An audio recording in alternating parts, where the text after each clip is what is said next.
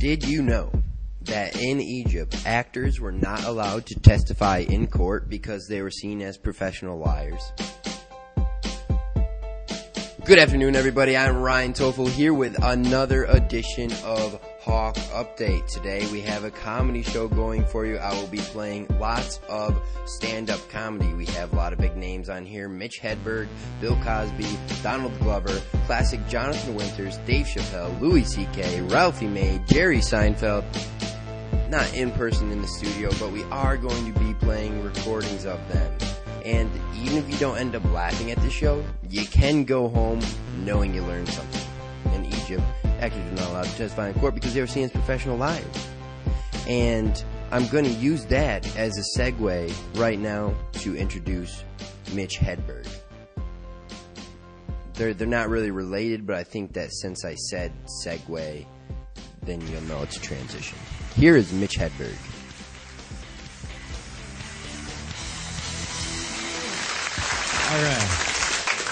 All right. If Bruce Springsteen did stand-up comedy, I wouldn't be here. Yeah, I got to write these jokes. So I sit at the hotel at night. I think of something that's funny.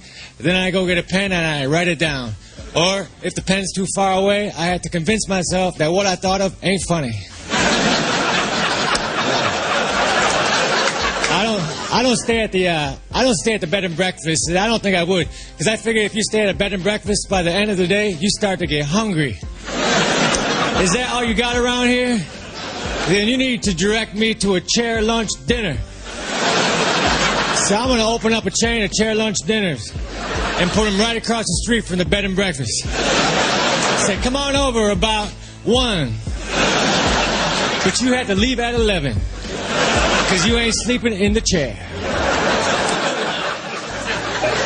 You know when a company wants to use letters in their phone number to be catchy, but oftentimes they use too many letters? Give us a call down here at 1-800 I really enjoy carpeting. It's too many letters, man. Must I dial them all? Hello, hold on, I'm only on enjoy. How did you know I was calling? You're good, I can see why they hired you. I drove by a company that sold manufactured homes, but these were repossessed manufactured homes. I would not want to be a manufactured home repo man. Those would be hard to sneak away. Knock, knock, knock. Hi, could you go cut your grass? Then look that way for half an hour? All right.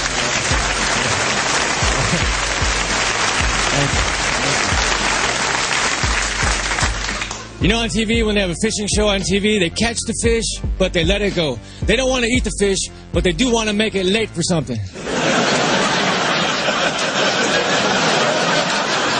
Where were you? I got caught.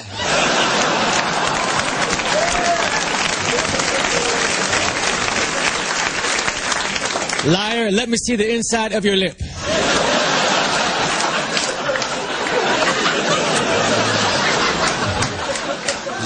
Dogs are forever in the push-up position.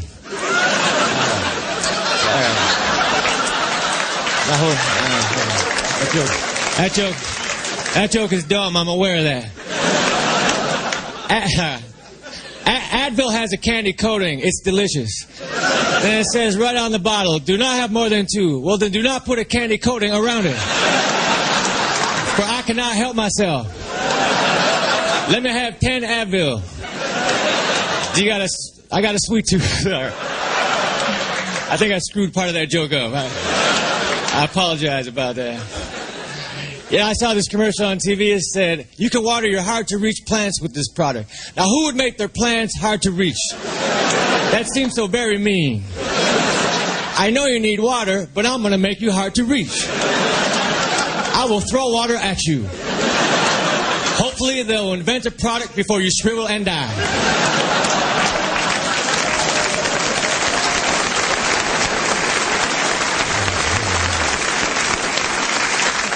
I would imagine if you could understand Morse code, a tap dancer would drive you crazy. Say, shut up, I don't understand. Chair the we too, I don't get it.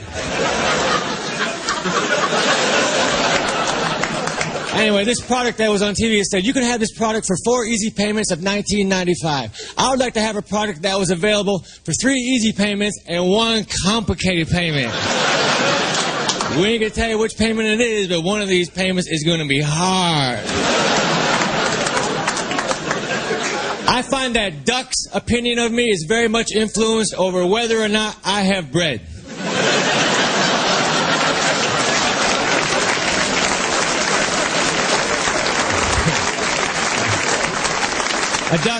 A duck loves bread, but he does not have the capability to buy a loaf. That's the biggest joke on the duck ever. Like if I worked at a convenience store and a duck came in and grabbed a loaf of bread with his beak and walked out, I let him go. I say, come back tomorrow, bring your friends. You can have the Petridge Farm bread. You know that, Petridge Farm bread, that stuff is fancy, man. It's wrapped twice. You open it and it still ain't open. That's why I don't buy it. I don't need another step between me and toast. Mitch Hedberg, who died in 2005, unfortunately, was a very interesting character, though, was known to perform on stage wearing sunglasses and would have his eyes closed behind the lenses because he suffered from such stage fright. He just couldn't face the audience, got too nervous, and it was better for him to perform with his eyes closed, just pretend they weren't there at all, like he was back in his garage doing stand-up like the early days. So after Mitch Hedberg, now we're moving on to an absolute legend. It's Bill Cosby and his thoughts on drinking. But I really want to study this whole thing of drinking, getting drunk, and people saying that they're having a good time. Because if you put on a good suit, or whatever, and you say, I'm going out to have a good time. But some people announce it. I'm going out because I deserve to go out, and I'm going to get drunk because I deserve to get drunk. And get out of my way. Now these people get up there, and they drink, and they drink, and they drink. And the body begins to tell you, please, you better slow down.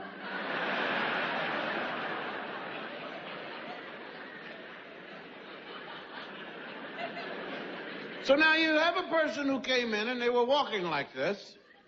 See, there's different kinds of walks for drunken people. Now, for instance, if you just have a regular old raggedy bourbon drunk, you know, they go like.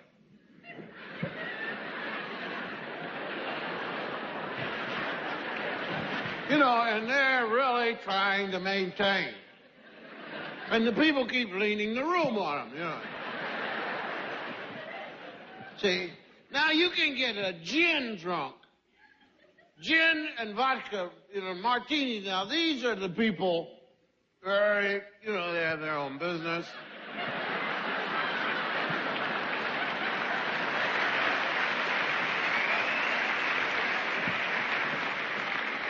And they just stop off about 6 or 7. And their fingers pickled because that's what they stare to drink up with. And they do a lot of this when they talk. With a drink, so you drink spurts on your shoe, you know. And, you know, and you're looking at your shoe, you know. And they hum a lot when they, how have you been? It's fine, yeah, nice to see you again. Oh, pardon me. You know, very smooth people, you know. See, then, of course, the obvious one is the winos. But see, winos, once they get down to where they cannot walk anymore, you know, they just kind of heel toe it, you know. Just kind of easy going to get it.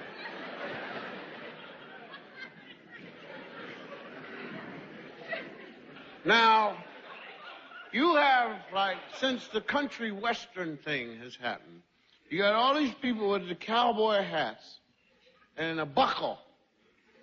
And they just drink a lot of beer. And, see, there they are.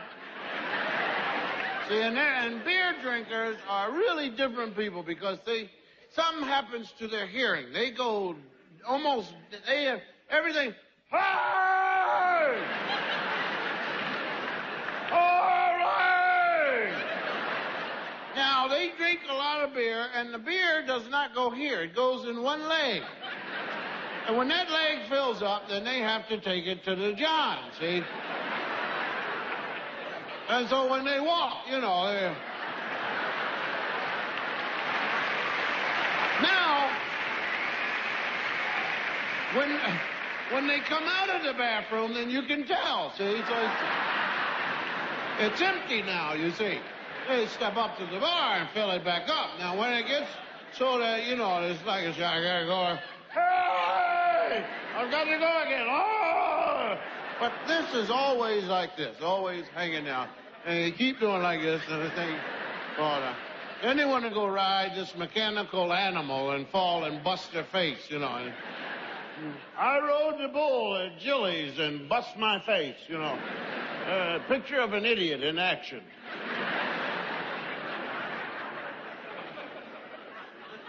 But now, the person who has dedicated themselves to going out and getting so drunk that they're going to get sick is an all-time dumb person. They stand there, just drinking. Now, the body says, don't take another drink.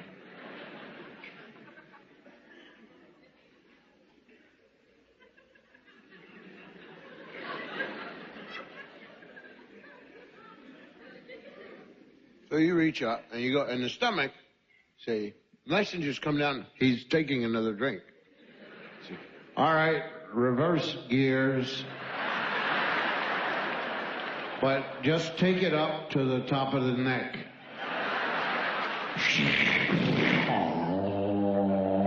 This stuff comes up to here, he says, now give him a small burp.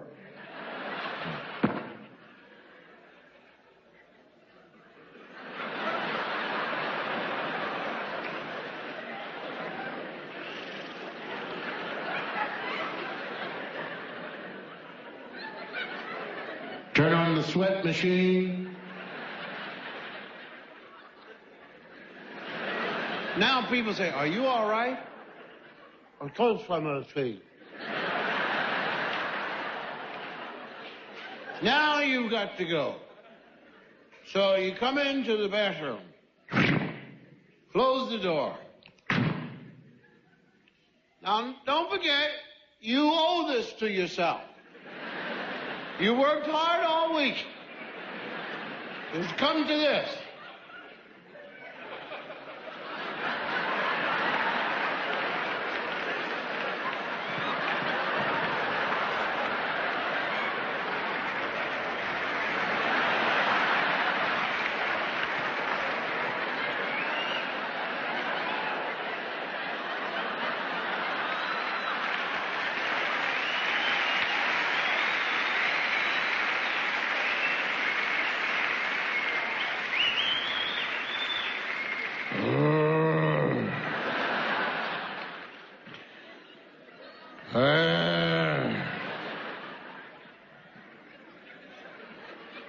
Ooh.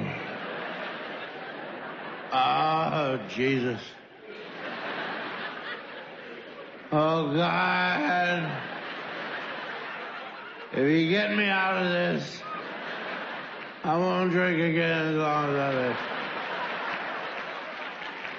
Ah. Now you are ready to put your face in a place that was never built for your face. So, now you feel it coming. You're all right, I'm ready. Holding on. You're going for a ride, yes. Bring it out, yes. Here it comes on, we explode. And your muscles lock, everything. And you wouldn't be surprised You would not be surprised if you saw your shoes come out of your mouth. You say, yes! Now that wave has stopped. You say, ugh. You put your head on the side of the bowl, and you thank the toilet bowl. Thank you, toilet bowl. Thank you so much for being cool on the side. Only you understand me, toilet bowl. You're the only friend I have, my wonderful toilet bowl. Now, people keep coming to the door. Are you all right? And he says, oh, yes. I'm always like this all the time. Just having a little picnic. Just listening to the toilet bowl. And that's called having a good time. It really is amazing how good Bill Cosby still is when you listen to him. And this is, what are we talking, 30 years later? Now, I think this was recorded in 1981. It's still hilarious. It's still hilarious. This next comedian we have coming up is a new young comedian. You may know him as Childish Gambino. Donald Glover has a tri-personality. You know, plays the football star on Community. He's a rapper and a comedian. So here is some of Donald Glover's best work. Okay.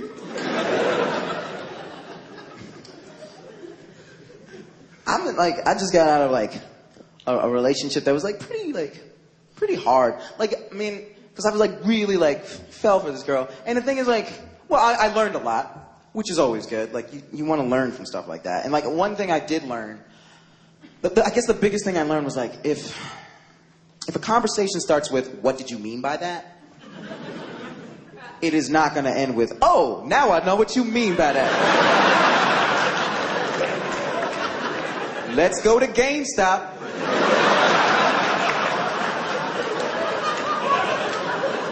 Never happens. The thing is dudes are pretty, we're pretty simple. We're dumb, but we're simple.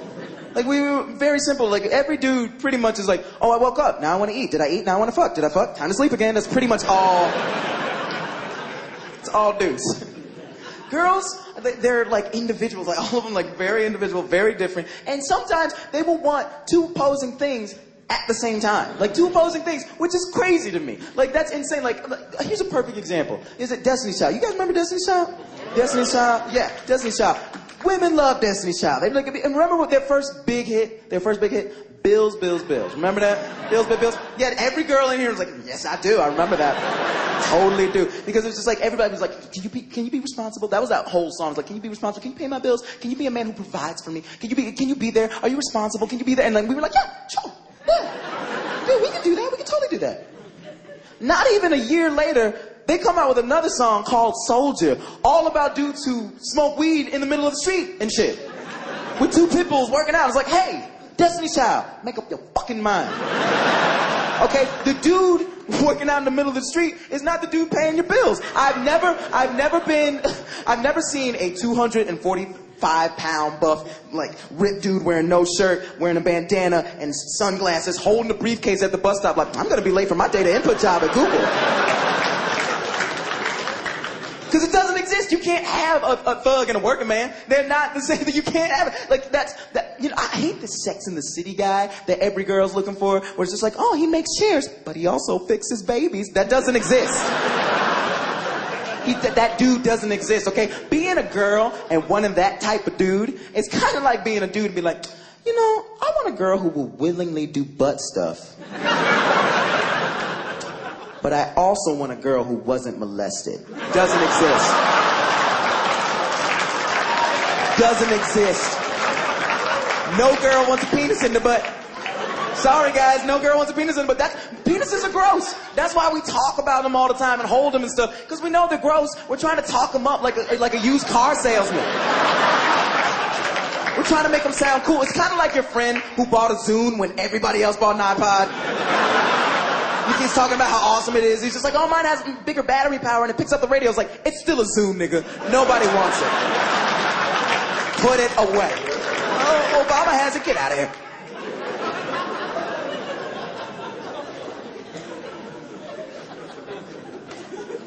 I'm sorry I'm being so crazy.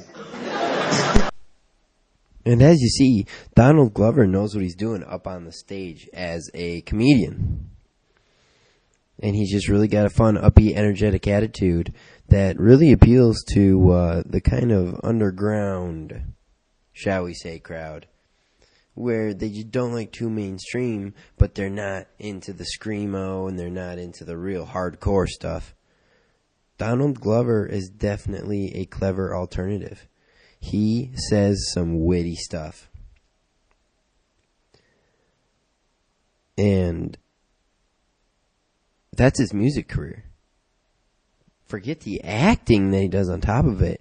To be a comedian like this, holy cow, I would imagine he spends so much time on his material. And it's really crazy how he's able to adopt multiple personalities. Multiple personalities can be funny, though. And Jonathan Winters is a perfect example of that. He is perfect because he'll be a football player or a little old milkmaid, and no matter what suit he is wearing, it always looks good on him. So here is Jonathan Winters.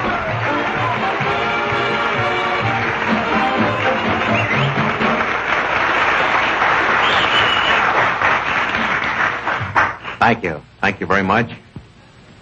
Thank you, Jack. That thing you said he'd probably die tonight. That's... But I've had a full life. I'm 38, so easy come, easy go. I had kind of a different day today. Several things happened I can't tell you about because they only embarrass you and embarrass me and have my family going... But I did a thing that a lot of us probably would like to do.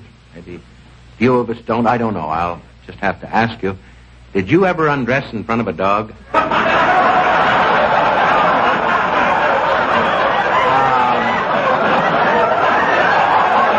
tell you. You think about that for a minute.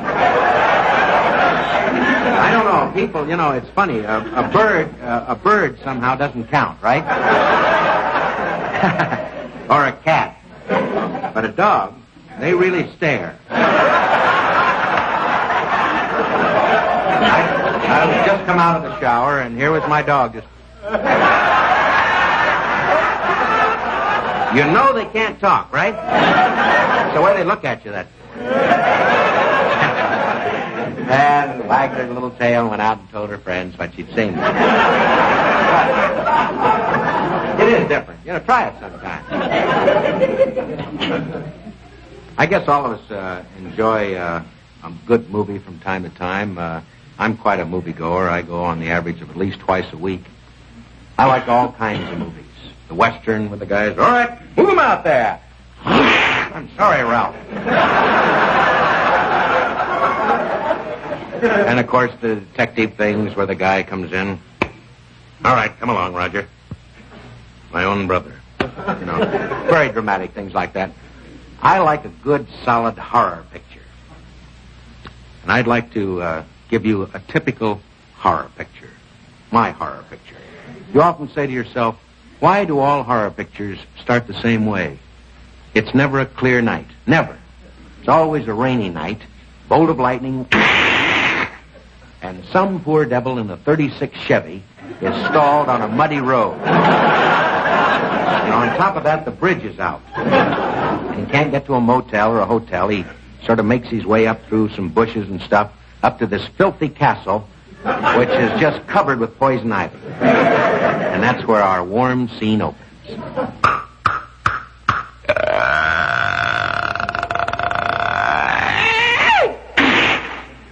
Hello there.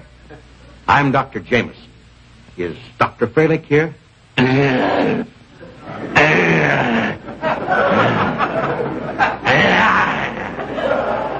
Obviously, you're not the doctor. Come in, Jamie. Why, it's been years since I've seen you. How are you, Dr. Fralick? This is, I take it, your servant. Igor, I've told you to go into the basement. Poor devil, he's a little, you know. Well, it's been a long time, Jamie. Must have been at least 20 years have passed since we worked together there at Friedhofen. And all the projects. You remember the students? They called me a kook. But I must tell you, Jamie, I've hit it finally. A fantastic project. It's taken me years. And it hasn't been easy. All these villagers down there with their torches, doing all this and poking and throwing stones at the castle. That woman, Doctor. That woman, she's coming down the stairway. She looks like she's dead. She is. Been dead for over 50 years. I call her the princess. Come in, my child. Lovely creature, isn't she? She's come down for her harp lessons.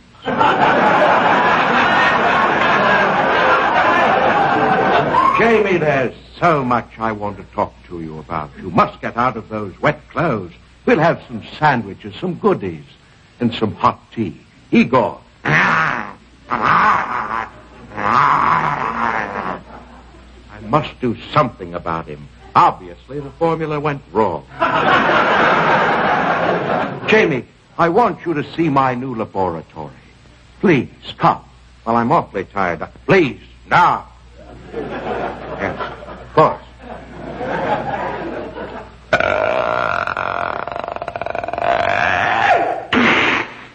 Observe the laboratory.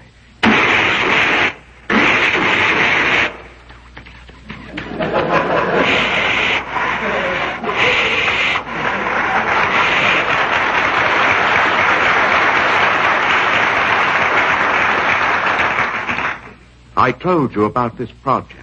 I want you to look under that sheet and see what I've been working on. Well, Look!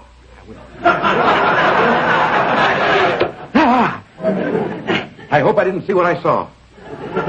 A little man, 6 inches long. His face, hair, those tiny feet. Speaks. How many of these little men do you have, Doctor? Over 18,000. I've got them all there in that file cabinet.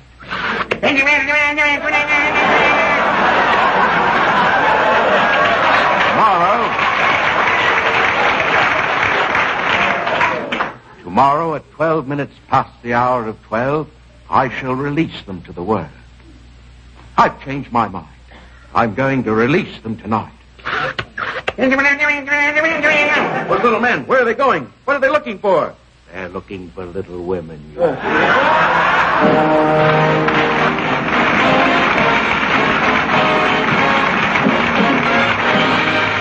And Jonathan Winters for you there, everybody. You hear how much of a big band productions, those talk shows and everything were way back in the day. Comedians, they still use stuff like that on their albums these days to sell their product. Like if you're listening to a guy doing stand-up and there's no crowd laughing, it would not be nearly as funny. Can you imagine listening to a stand-up act on a recording and there not being any audience? You just hear some guy talking, like you're hearing me right now, like a radio host, but I'm supposed to be a stand-up comedian. That would be difficult. So they put the crowd in there, they get everybody laughing, they get everybody pumped up. They get the crowd excited, you know, and they say, you're going on the album, so you better be on your game, audience.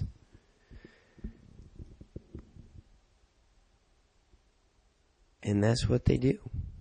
They put the fans on the CD.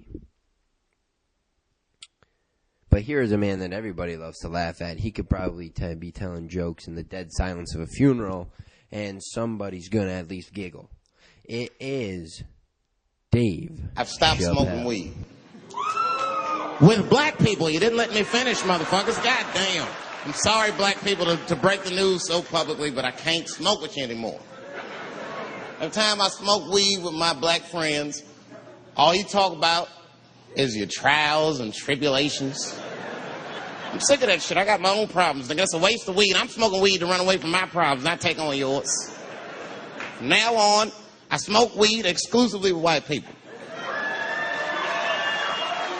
Calm down, motherfuckers. You win by default. You got good weed conversation. All white people talk about when they get high is other times that they got high. I can listen to that shit all night. Dude, remember at Frank's last week? It's fucking smashed, man. And catalogs everything they drink. 2 shots of Jaeger, tequila, 4 bong hits, man. Beer, cheeseburger.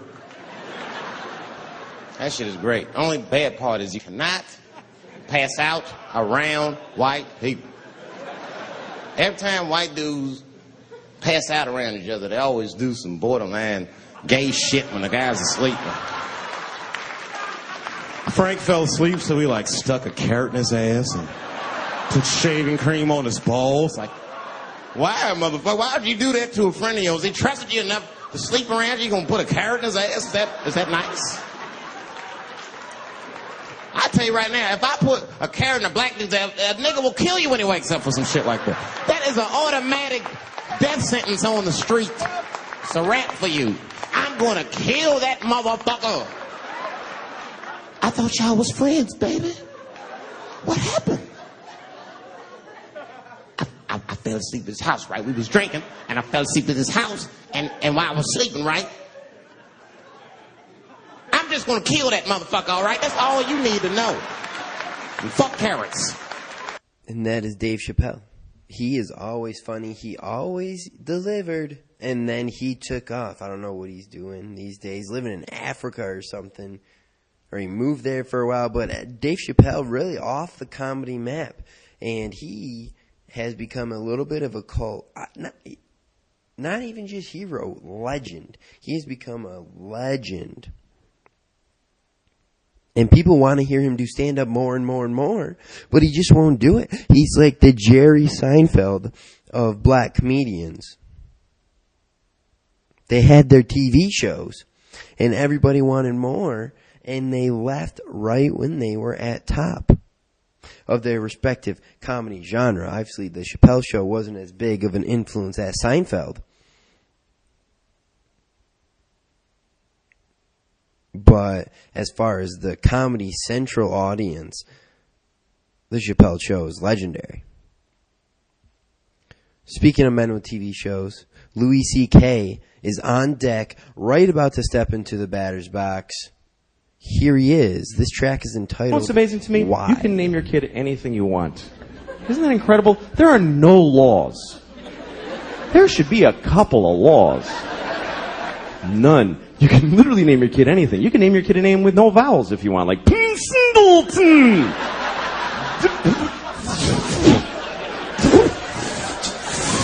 Just 40 F's, that's his name.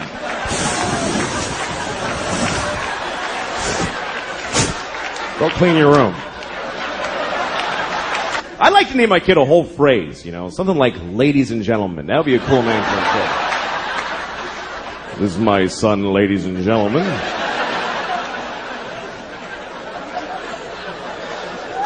Then when he gets out of hand, I get to go, ladies and gentlemen, please!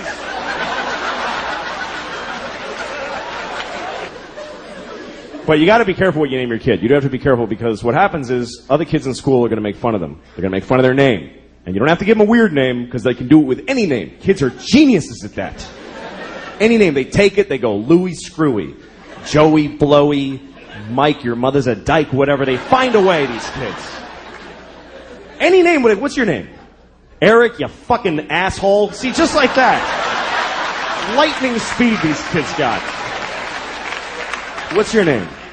Joe, eat a bag of shit, cunt face. You see, just like that. My daughter is really something else, man. She runs the house. She runs the whole house.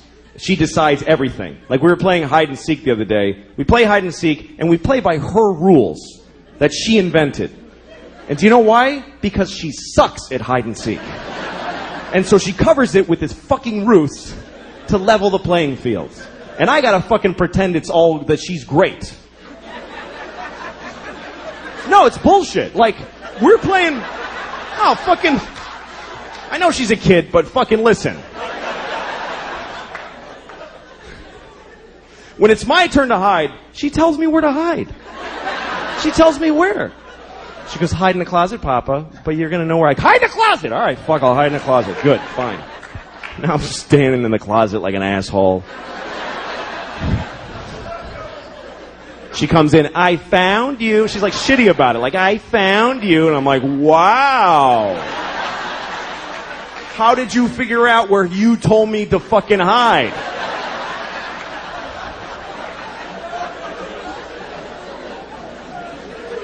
And then when she hides, this is her hiding. She goes over to a wall and does this. She goes, that's it. There's nothing here. What the fuck is this? Like, this is some ninja invisibility crouch. And I gotta act like an idiot. I can't just walk in and go, yeah, you're there. Because she'll cry and shit her pants, right? So I gotta walk around like an asshole. Where is she? I have no idea. Where could she be? I'm making eye contact. I don't see her. It's amazing to me. The other day we're playing, this is how things have gotten in my house, okay? Here's a very good example of where it's gone. We're playing a version of hide and seek where my wife and I have to decide together where to look. She likes that. She's like, Mama, you tell Papa where to look. Okay, well, fine. So she's over there hiding like this, just in plain sight. And my wife and I, my wife's like, why don't you look under the bed? I'm like, okay. She's not there. And then she says, why don't you look in the linen closet? Okay, so I open the closet. She goes, that's not the linen closet. We don't put that in there anymore. All right, fucking Jesus. All right, I'll look in. So I look in that. Why would she be in that closet? That has shelves. She can't stand in a shelf. Well, maybe she's crawled in a shelf. Now we're having a fight about where to look for this fucking kid who's standing right there.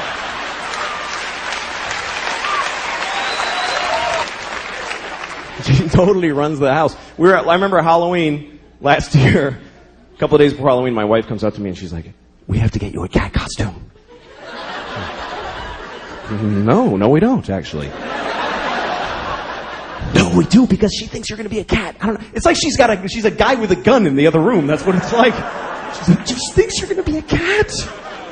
I don't know how she got it in her head, but she's expecting to be a cat on Halloween. I was like, well, tell her to go fuck herself, because I'm not doing it. I'm not afraid of her. She's 2. I'll fucking fight her. I could take her. I could beat the shit out of thousands of 2-year-olds all day. Just walk around. They would never even gang up on me. They suck. I'm not afraid of her. So my wife decided that she wanted to get pregnant again. She decided it. And this is back in August. She told me, you need to be in town next week. Why? Because I'm getting, I'm ovulating. So, like, not do you want another kid, just be in town. That's how she handles it. I'm like, I don't want another kid, so fuck it. And she's like, all right. Next week, she starts blowing me, right? Now, she hasn't blown me in, Jesus, I don't know if I've ever been blown. That's how long it is. She's blowing me on the day she's ovulating. I'm a fucking idiot. I'm like, yeah, you love it. Like, I think she digs me now. Fucking stupid. So she's having another baby any day now. She's due, and it's true. She's fucking the whole thing. And I'm like, okay. No, it's great. Fuck it. That's really the attitude that keeps a family together. It's not we love each other. It's fuck it, man. Fuck it. Another kid. Fuck it. Why not? Let them all in. Good. Fuck it. Here's the thing. I never judge other parents now. I never do. I used to, but I never do. Like, when you see a mother in McDonald's or someplace or in a toy store and she's just melting down on her kid. She's like, shut up. I hate you. You're ugly. And people are sitting around going, oh my goodness, she's a horrible mother. Well, guess what? Those people aren't fucking parents. They don't have kids. Because any parents who are in that store are thinking, what did that shitty kid do to that poor woman?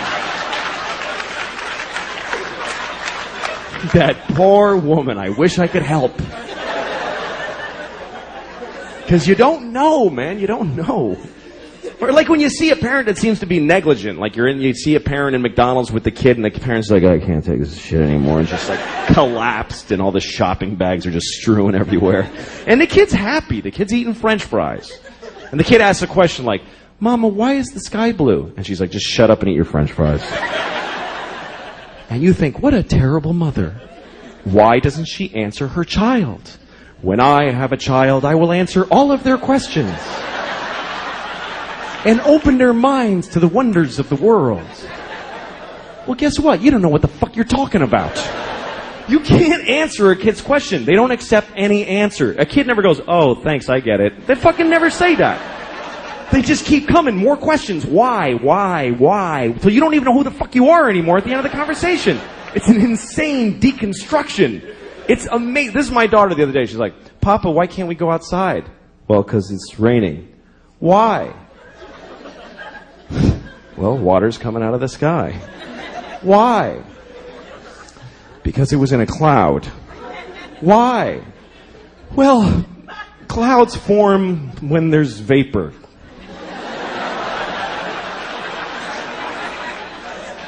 Why? I don't know. I don't know any more things. Those are all the things I know.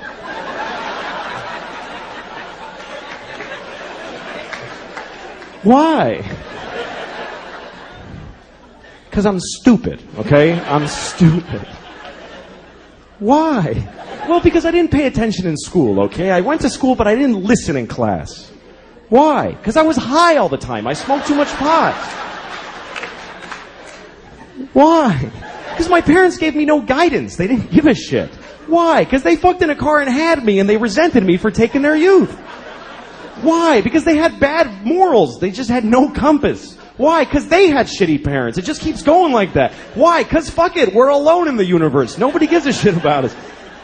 I'm going to stop here to be polite to you for a second. But this goes on for hours and hours, and it gets so weird and abstract at the end. It's like, why? Well, because some things are and some things are not. Why? Well, because things that are not can't be.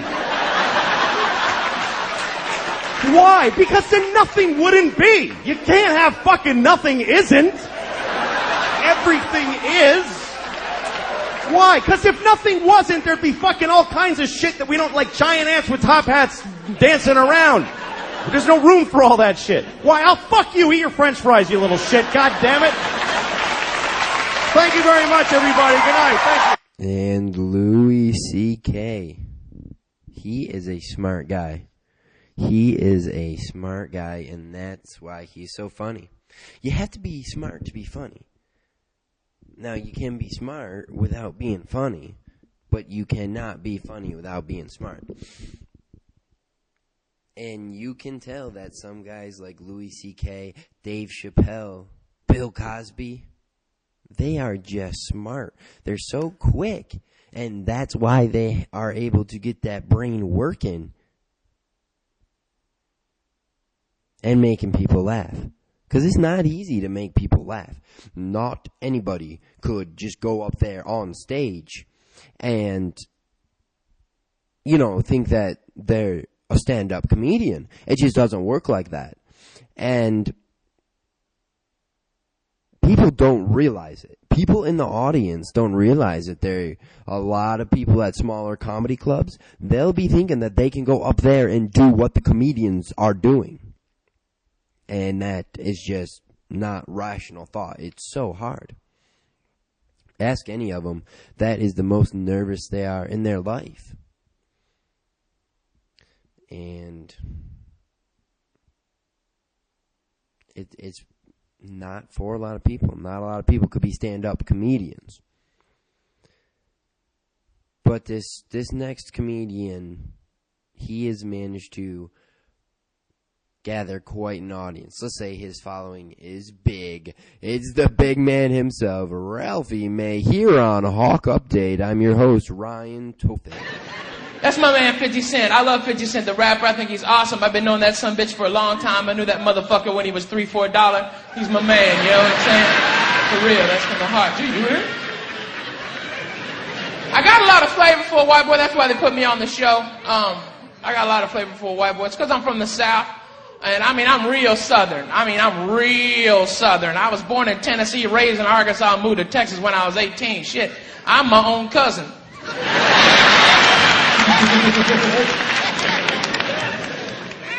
But unlike a lot of white folks in the South who won't admit it, though, I'll tell you the truth. I got some black blood in me. What's up? Yeah, I wish I got that big dick. That'd have been cool, you heard? Yeah, that'd have been cool. Yeah, instead I got bad credit. Ain't that a bitch? That's how it goes. That's how it goes. Either big dick or bad credit every time. That and a couple of sickle cells is about all I got. I didn't get the magic stick. I can hit it once, I can't hit it twice. I ain't gonna lie to you. I'm not politically correct. I think politically correct is bullshit. You know, I think everybody's a blank American now. It's fucked up. You know, I'm just correct. That's how I'm going to be. I'm going to keep it real. I promise you I'm going to be correct, okay? And that's a promise you don't get from everybody. Because we're losing words like midget. You can't say midget no more. People ain't midgets. They're dwarfs. They're little people. What the fuck? No, you a midget. What the fuck is wrong with that? Isn't it cute? Like, you look at the little midget. That's a nice little ass midget. Look at that midget just walking around with little stumpy ass fingers. I love that dude. You don't mean it bad. What, the little people? What the fuck? That's so... Or dwarf? What the fuck? Are you with some hobbits and gonna drop a ring into a volcano? What the fuck are you talking about? The midgets are pissed. They ain't having it. They've had it up to here with that bullshit. For real. And you can't say retard anymore. They aren't retarded. They're mentally challenged Americans. What the fuck is that? No, they're retarded. No, they're mentally challenged Americans. They can't fucking say they're mentally challenged Americans. Because they're fucking tards. That's a lot of syllables to string together, okay? That's a lot for them to get. I mean, they'll get about halfway through that, then drift off into some other shit. Because they're retarded. They're like, I'm mentally challenged. I like chocolate milk.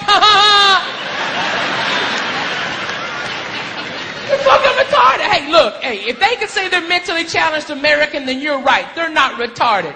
They're Korean and they're fucking with you. People are getting mad at me. Some of y'all in here mad at me right now, making fun of retards. What? Who is to say you're happier than they are? Think about it. They're the ones who got the extra chromosome. That's the smile chromosome. They're happy. You're not happy. You think you're happy. You're not happy. What do you need to be happy? Big $2-3 million house up on the hill, lots of money in the bank. Would that make you happy? You wouldn't be happy because you'd want something else. That's why Bill Gates goes to work every day. You know what a retard needs to be happy? Scooby-Doo lunchbox. A motherfucking Scooby-Doo like, Scooby-Doo, Scooby-Doo. And if it's got a thermos with chocolate milk, that motherfucker hit the lottery. Think about your life. You need a new car every couple of years, don't you? Big, nice car. That's what you need. An Escalade or some shit. I got a Lexus because I'm in a competition with my brother. I'm not happy. Retard don't need a new car. He's got a bus that'll come and pick his ass up anytime he fucking wants. All he's got to remember is helmet on. The biggest one is African American. What the fuck? African American. That shit came around in 92. What the fuck happened to black folks? Right. African American. What the fuck? That room full of black people. Any of y'all been to Africa? Oh, one lady over there. Okay, Kumbale! Yeah, yeah! All right, you're African American, ma'am. The rest of these people are black. Why? I mean, if you want to name black folks at some place they've been, name it, like Crenshaw Americans or Swap Meet Americans, Vietnamese nail salon Americans. Someplace black folks have been. Shit. And I feel bad for black folks because it's been a tough year to be black. Y'all had that sniper shit. Ooh.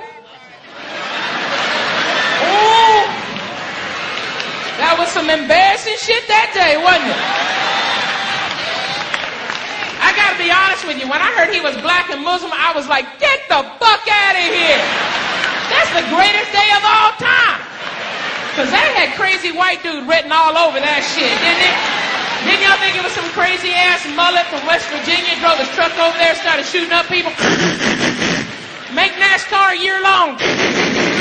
Bring back hee-haw. White people love that shit. He was black. How the fuck does that feel? I blame his family, though. Black family should have seen that shit coming. Think about it. Black and Muslim, that means you got to give up weed and white women. Boy, you knew somebody's going to get shot. Brother can't get off white pussy that easy. That's fucking hard to break. That shit's like kryptonite to the average brother, right, sister? That white pussy get a hold of a brother. He'll be wondering who the fuck's going to turn his cell phone back on. Who's going to give him a ride to work? Now he's got to move back into his mama's house. Oh, I went too far, huh? I'm sorry. I apologize. You're right. Black guys never fuck big fat white girls for good credit. That never happens, huh? Yeah, that never happens. And I'm just bloated. Okay, whatever. Sometimes black people get mad at me because I be talking about them. You know, but you know who really can take a joke anytime? Mexicans. Mexicans, y'all always take a joke. I mean, always take a joke. As long as it's true, they don't give a shit. I can say some fucked up shit about Mexicans. As long as it was true, it'd be like, fuck it, you're right. Like, I mean, seriously, I can say, right now, I can say some messed up shit about Mexicans. As long as it was true, the worst thing that happened in here is, eat. That's fucked up.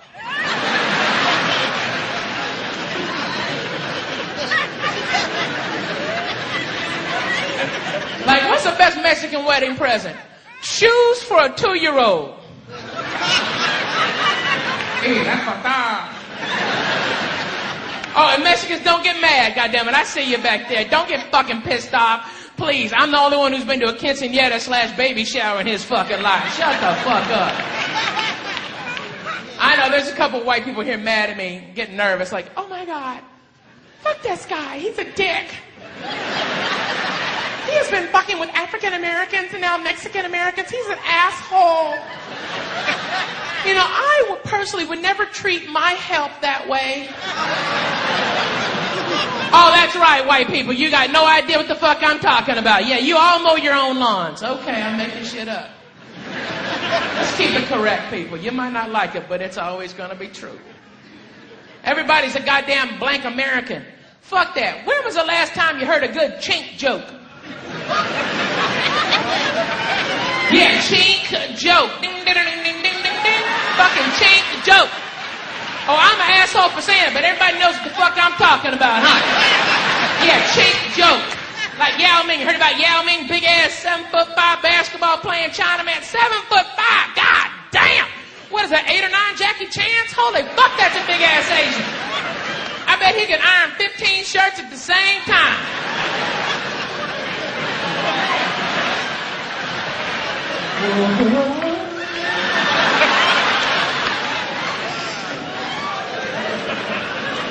What I want to know is where the fuck is he going to find a stretch Honda Civic? That's what I want to know. Oh, you're right. I'm making shit up. Asians never work at dry cleaners, huh? Yeah, they never take a 3-foot Honda Civic, put a 4-foot spoiler on it, drop it an inch off the ground, and make it sound like a herd of West Nile mosquitoes. That never fucking happens, huh? Too fast, too furious.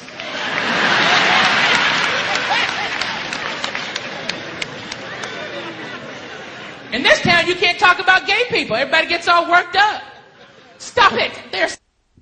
Ralphie May, big audience, big stature, also on the show for you tonight. Speaking of big, how about quite possibly the hugest comedian to ever come on the scene? not physically. In fan following, Jerry Seinfeld, many people think is the best comedian ever. The best because Seinfeld was just so brilliant. And here he is back in his early days on HBO, his HBO debut back in 1981. 7 or 8 years before Seinfeld was even pitched to a network. 7 or 8 years before it was the Seinfeld Chronicles.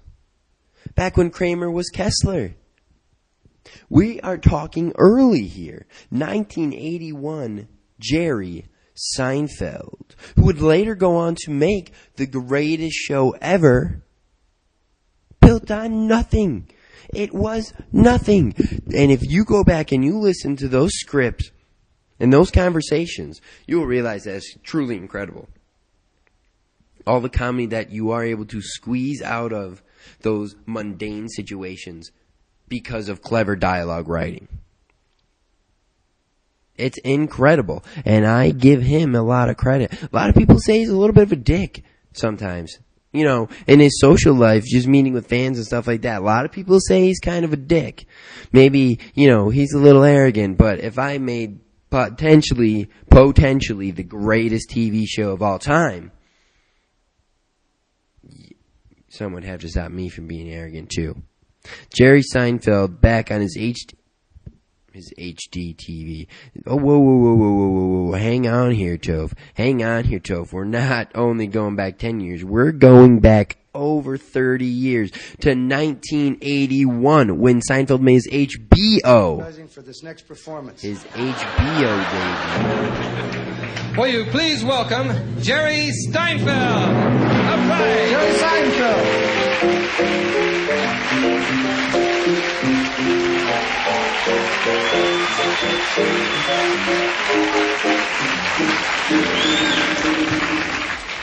Thank you very much. Thank you. I love those guys.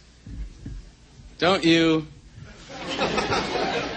Nice to be here tonight. A pleasure to be here tonight. It's a beautiful night. I just got back to Los Angeles today. I'm pretty excited about it. Nice weather we're having. Weather never changes here that much. You notice that's always the same. And weather reports are always the same. They always show you the same things on the weather report because they don't really know. So they try and cover it up. They show you the maps. Highs, lows, fronts. And then my favorite part, the satellite photo. This is really helpful. A photograph of the Earth from 10,000 miles away. Can you tell if you should take a sweater or not from that shot? I got to buy some pajamas. You have to readjust a little bit. Pajamas have got to be the world's funniest clothes. Who designed them to look that way, like a little tiny suit? You notice the little collar buttoned down. And a breast pocket. There's a useful item. Is anybody using the breast pocket on your pajamas? What do you put a pen in there, you roll over in the middle of the night, you kill yourself?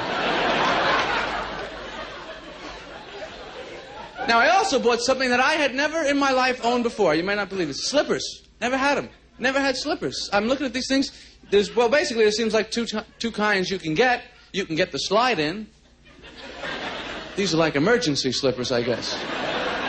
You could set these up by the side of the bed, case of a fire. Hey, you pick them right up and get, you can really save time with those. Or you can get these slippers which have backs, kind of like shoes. Which, if you have pajamas, looks like a suit. This completes the effect. Now you get yourself a flannel briefcase, you're all set. You oversleep, go right into work. There's no problem. I bought some socks, which I've had before. But I'll tell you, no, you don't inspect these articles as you buy them. Think about socks of all articles of clothing. Socks. More drive, more ambition than any other thing. How many times you do a big laundry? You go to the dryer, you take out your socks, you count them up. One of them got out. He escaped. He took off on his own. What are his chances out there? I don't think they're good. Sometimes you see a dirty sock by the street there. Did you ever see one? Just one sock. It's a sock that didn't make it. I don't know how they escape. They have their own ideas. You know, sometimes, so we catch them, sometimes they'll hang on a sweater. That's like a freight car to them, you know. It's just... And he slips off and they try and get out. I'm very impressed with that. You know what else is funny about socks? They always give you that little, when you buy them, that little plastic hanger on the top.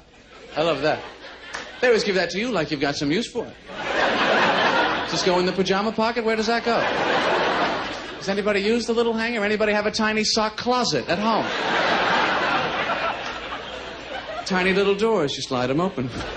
Pick out what you're wearing the next day. I don't know. Shopping. It's a great challenge. Thank you. Little stray laugh.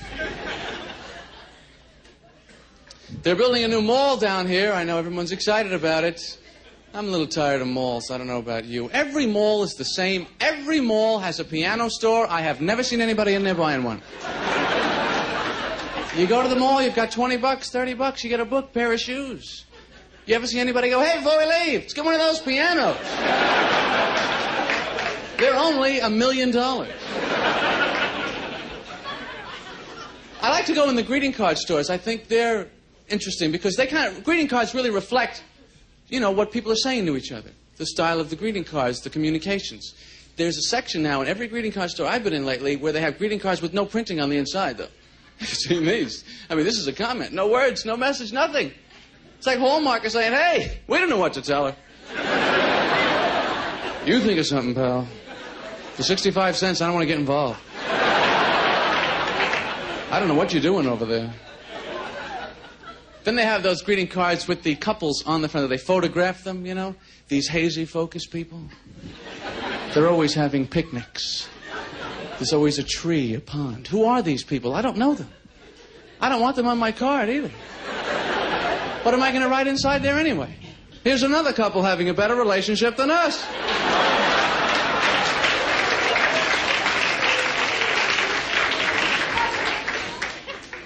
So I went to the post office to get some stamps for the card. This all fits together. I was at the post office today. That's a true thing. And I'm waiting online now. What is the thing in the post office with the wanted posters on the walls?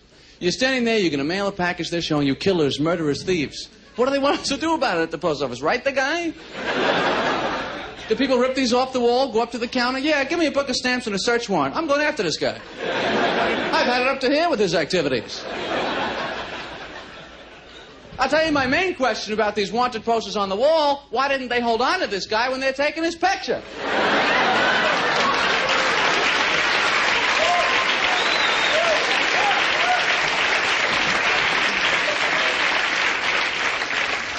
What are they bothering us for? Amazing things like that. That's what life is all about. That's what my act is all about. Amazing things. I want to go to the Guinness Museum because I love the Guinness Book of World Records. I love these amazing things, great records that people set. Some of them, not that you would want to have for yourself. You know, I mean, have you ever seen that guy who's got the record for fattest man in the world? Bob Hughes, the fattest man in the world, 1,400 pounds. Ladies and gentlemen, the man has let himself go. Come on, Bob, have a salad here. Do something. I used to feel bad talking about the guy, you know what I mean? I used to think maybe I would offend somebody in the audience, but then I thought about it. You could be in the audience, you could weigh 1,000 pounds and still go, he's not talking about me. This is a man with a serious weight problem. I've got it under control. But 1,400 is just, it's too much. Bob, wherever you are, if you're in the world, go on a diet. Take off a couple 100 pounds. But you realize 200 pounds on this guy doesn't even make a dent. And if you were a friend of his, what would you say to him? You know, you look great, Bob. What are you down to, 1,200 now? You're a rail, baby.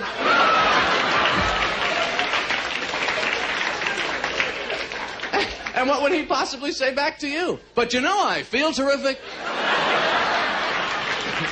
Thank you very much. Good night.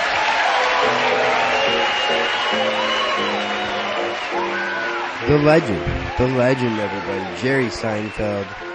maybe the greatest comedian of all time. And if not, maybe the greatest comedic mind of all time. Him and Larry,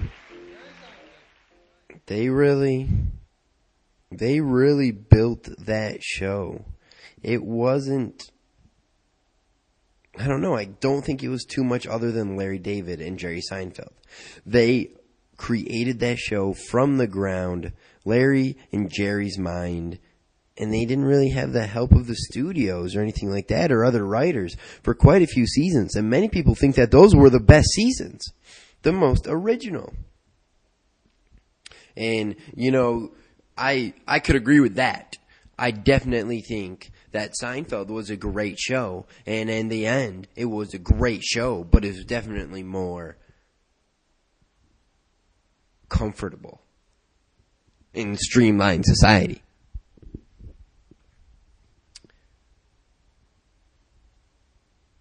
Because it was a little bit more about something as opposed to nothing. Back in the day when it was about nothing, it was so awkward. It was so awkward. How were you supposed to watch that and not laugh at just how they capture awkwardness so beautifully?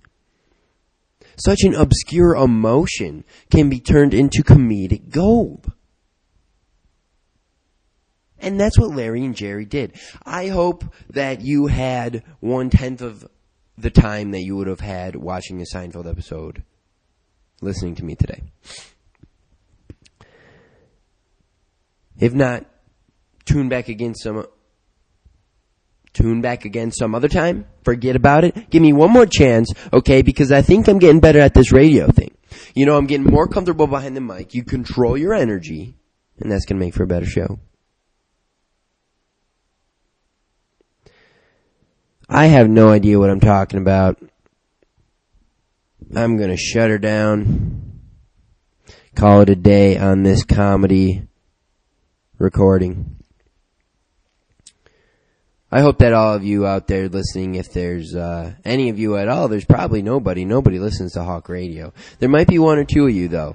Or maybe I, myself, Ryan Tofil, will be watching my computer screen while listening to the broadcast, is what I meant. Just to see how I'm sounding. But this can't go on the radio now that I think about it, because we had lots of F-bombs in there. Dave Chappelle. Oh, man, those comedians were not censored for this Franciscan school radio.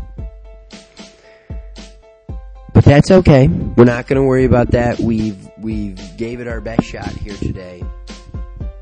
Maybe we're funnier for it, because if you edit out all those swear words, I don't think you're going to come up with a product that anybody really wants to see at all or listen to. I keep saying see because I'm working in the video lab sometimes, the editing booth, and it's just really been burning me out lately. That's all I can think about. But you guys are probably bored by now. Shut off the radio, go home, come back, listen some other time. Maybe I'll go underground someday. Maybe I'll gather like a cult following. I'll have to look into it. I don't know. See if it's really something I'd want to